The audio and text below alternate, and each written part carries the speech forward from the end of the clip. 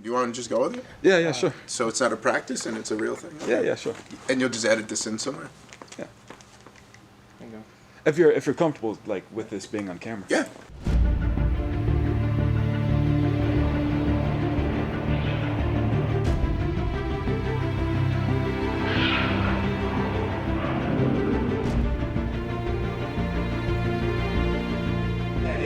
You guys see that? I'm grabbing the back of the head, pushing down to get that extra couple inches. A close friend of mine that I met here a couple of years ago is a teacher in Jiu Jitsu and very active and very beastly Jiu Jitsu person.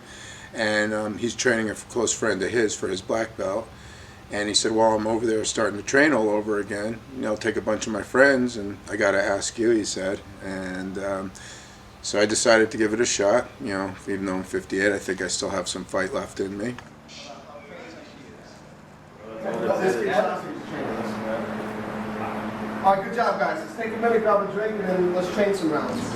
Yeah, my name's Drew Foxworth. I'm 33 years old, and I teach Brazilian Jiu-Jitsu. Arm is posted, so if the guy starts to push, we can still be offensive from bad positions. Why would I go to my back and then chance you getting out? So I grew up, I saw UFC 1 when I was like 15 years old, and I just became infatuated with it. I saw Royce Gracie just submitting everybody in UFC 1, and I just knew that was something that I had to learn. What's some advice you would give to someone who's new to Jiu-Jitsu and wants to take it up? I would say let go of the ego. You know, go in with no ego. You know, just go in willing to learn and be open to the idea that you're going to not be very good when you first start, but that's okay. You know, it's okay to not be good at something and to be persistent. You know, keep training, stay consistent, or you're coming out halfway. So it's the last second decision? It really bases on how hard he holds on to it. You know what I mean? Well, again, I'm trying to challenge myself, see if I could remember and learn the moves. And like any martial art, self-confidence comes along with that. And just doing it for the 2 months that we've been doing it so far, I just feel great. And I also do it for the muscle part of the workout. What you should do is drop it to 10 pounds and just do like sets like this. It's pumped. I can't do this 10, it's 20. 20 is good, 20 is good. With the weightlifting now is everything to me. It's always been. Even back when I was training in martial arts as a kid, I always wanted to have a tight body. So I always wanted to maintain strength also.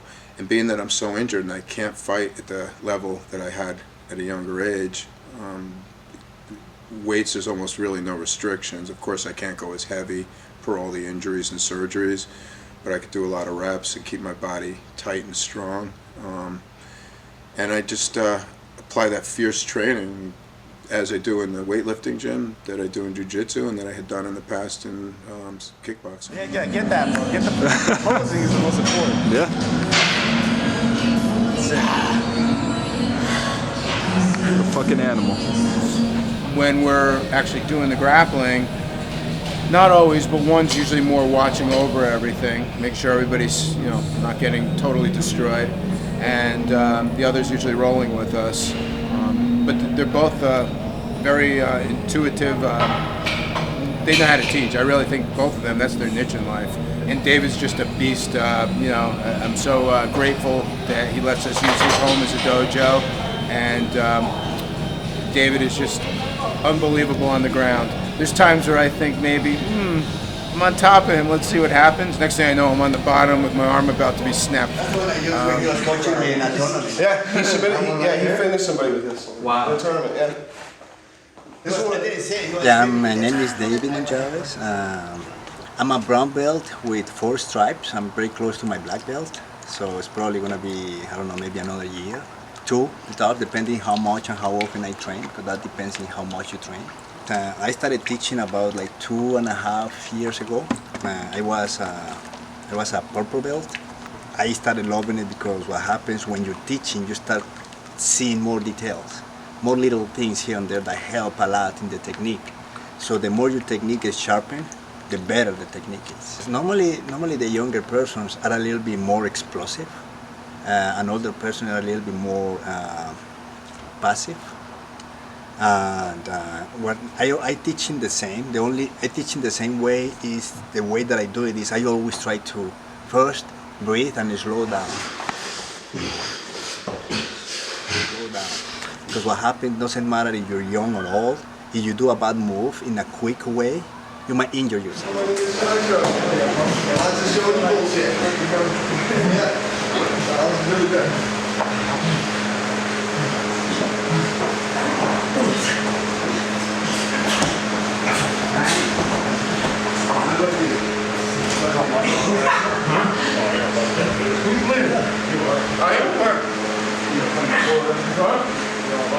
Don't bleed on the mat.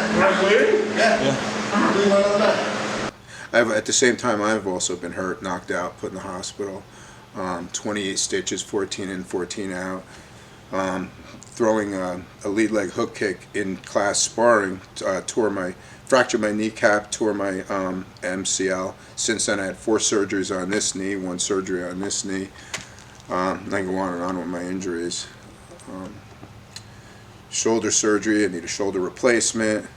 This was the original torn labrum that I was speaking of earlier. I never had it repaired. Now the doctor here in Florida, since I moved here, looked at it and told me there's nothing we can do. All the bone grew together. I can't believe your shoulder functions as a shoulder. And it still kind of does. So, that's another reason with the jiu-jitsu. I'm contending with all my injuries. Again, knees, shoulders. Oh, I tore my tricep right off the bone at one point. I had that surgically repaired, 4 sutures through my elbow bone, pulling the tendon back down. You have 2 tendons on the top of the bicep. This one broke down. It's purple within minutes. That's what this scar going right through my ink. They tried to camouflage the scar so it wouldn't be seen. It wasn't repairable. Woke up from the surgery and he said we couldn't fix it. Recently, as you know, tore this bicep. It's still kind of healing. So I'm just contending with injuries and even more. Just a challenge for me to keep up with you young kids. She did tackle it. 30 seconds. So jiu-jitsu is kind of, the great thing about it is that you develop your own style, right? Like I'll show you all the techniques, but you're going to develop a system based off of what works for you. And let's take age out of the equation. Let's use body types, right? A longer person, taller person is just naturally going to be better at arm bars and triangles due to the length of the legs. Shorter people and stockier people are just naturally going to be better at guillotines and arm locks, like Kimuras, because they're shorter and stockier. So that's the beautiful thing about it. Even with injuries, you can still find what's going to work for you. Wait, I want to see Hold on. He's doing a front double bicep. Front double bicep, let's go. Love to learn.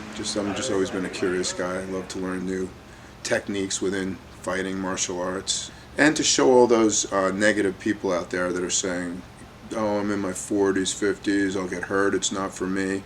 I'm more than proud to come to that school and show no one's going to get hurt. It's controlled. Drew's got on top of everything, as is David. So it's very controlled. And again, I'm also doing it not just for myself, but to show all those older guys that are younger than me at the same time, but they consider themselves older in the weightlifting gym that are scared to try it. I'm out there to show them that there's nothing to be scared of.